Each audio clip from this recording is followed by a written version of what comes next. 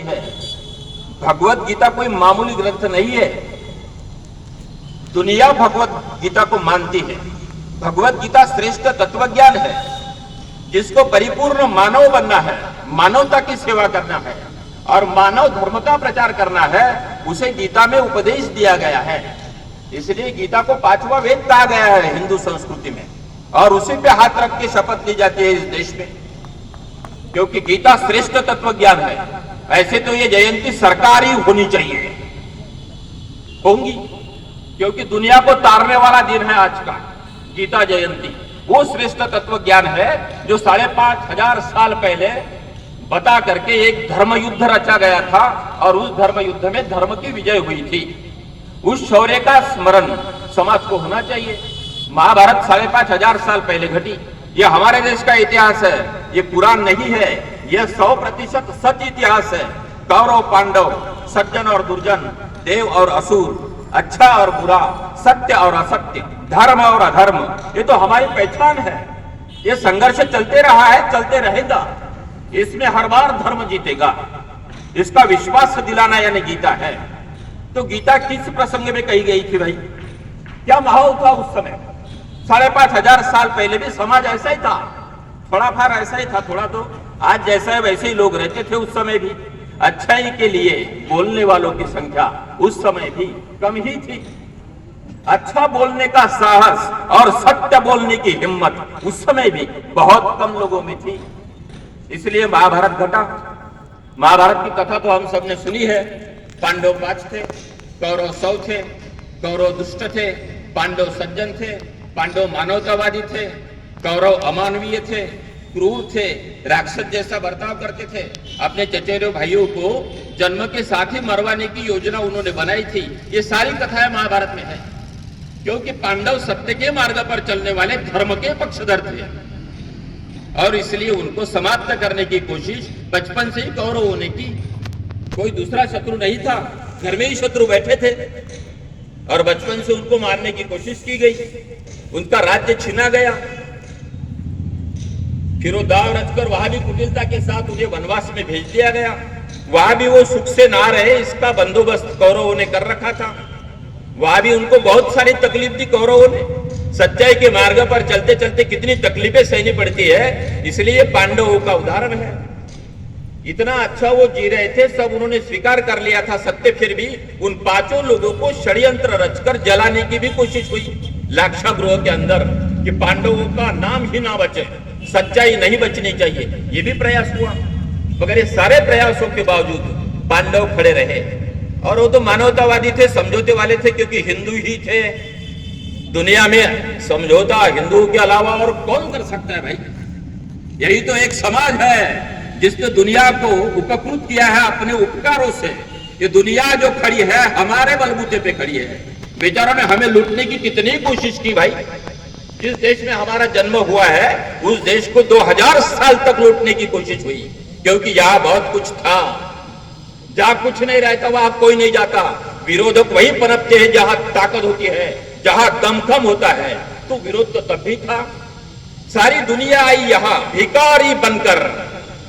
जिस अंग्रेजों का हम नाम लेते हैं 150 साल तक हमारे भरोसे पे जिए, बेचारे तराजू लेकर तो आए थे यहाँ। पेट भरने के लिए आए थे अंग्रेज तराजू लेकर।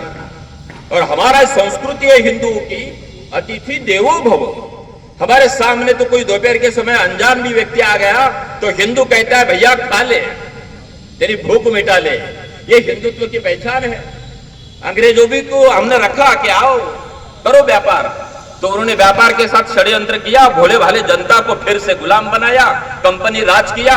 150 साल तक यहाँ की संस्कृति पूरी तरह से नष्ट करने की कोशिश अंग्रेजों ने की।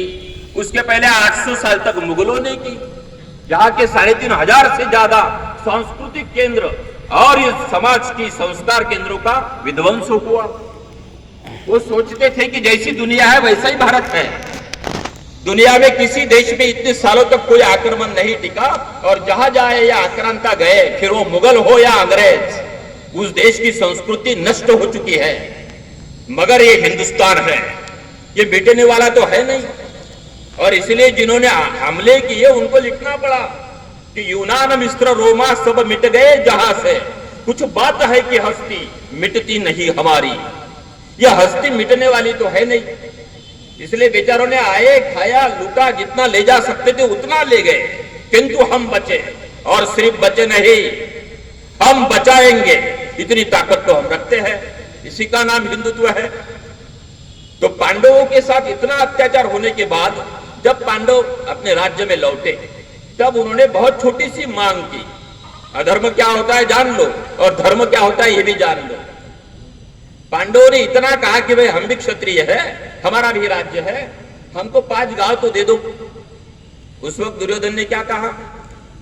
दुर्योधन यानी अहंकार का रूप, दुर्योधन यानी जीता जागता अहंकार। उसने कहा 5 गांव नहीं, सुई की नोक पर बैठती इतनी भी जमीन का एक दाना नहीं दूंगा, यदि हिम्मत है तो लड़ लो और ले लो अपनी ताकत से। फिर भी समझाने की कोशिश भी किया, अच्छा ऐसा नहीं करना चाहिए, यह अन्याय है, यह अधर्म है। बहुत सारा बवाल मचा, बहुत सारी शिष्टाइयां हुई, बहुत सारे समझौते हुए। आखिर भगवान श्री कृष्ण जिन्होंने धर्म का जन्म किया, जो धर्म के संस्थापक है, जो इस संस्कृति के पूर्णावतार है, वो स्वयं गए कौरवों को समझाने के लिए, यार अरे ऐसा नहीं है, जरा आराम से रहो, शांति के साथ रहो, अहिंसा से रहो, सत्य का पालन करो, धर्म का पालन करो, यह ऐसा रहना अच्छा नहीं है। जो अच्छी बातें सब सुनाने की कोशिश की, मगर उस समय भी दुर्योधन ने क्या कहा? दुर्योधन ने कहा जानामि धर्मम न च मे प्रवृत्ति, जानामि अधर्मम न च मे निवृत्ति। मुझे धर्म सिखाने की कोशिश नहीं करना, मैं धर्म जानता हूं, मैं धर्म का पालन नहीं करूंगा। अधर्म क्या है वो भी मैं जानता हूं, मैं वही करते रहूंगा, जो करना है कर लो। ये सारे वाक्य आज भी हम सुनते हैं विरोधियों से, बेचारे अज्ञानी है। बड़ा समझाने का प्रयास हो रहा है कि मानवों के साथ मानवों जैसे रहो। ये प्रयास 5,500 साल पहले भी हुआ था। यार अच्छा ही जानो, भाईचारा भाईचारा भाईचारा भाईचारा कहकर भाई आप और चारा दूसरों को बनाते हो, छोड़ दो ये नीति, जरा अच्छे रहो। बहुत समझाने की कोशिश हो रही है, उस समय भी हुई थी, किंतु अधर्मियों ने नहीं सुना। बाद में क्या हुआ हम सब जानते हैं, युद्ध हुआ। उस युद्ध होने के पहले सेनाएं एकत्रित हुई, तो सेनाएं भी कैसी थी? जो कौरव थे, जो अधर्म के पक्षधर थे,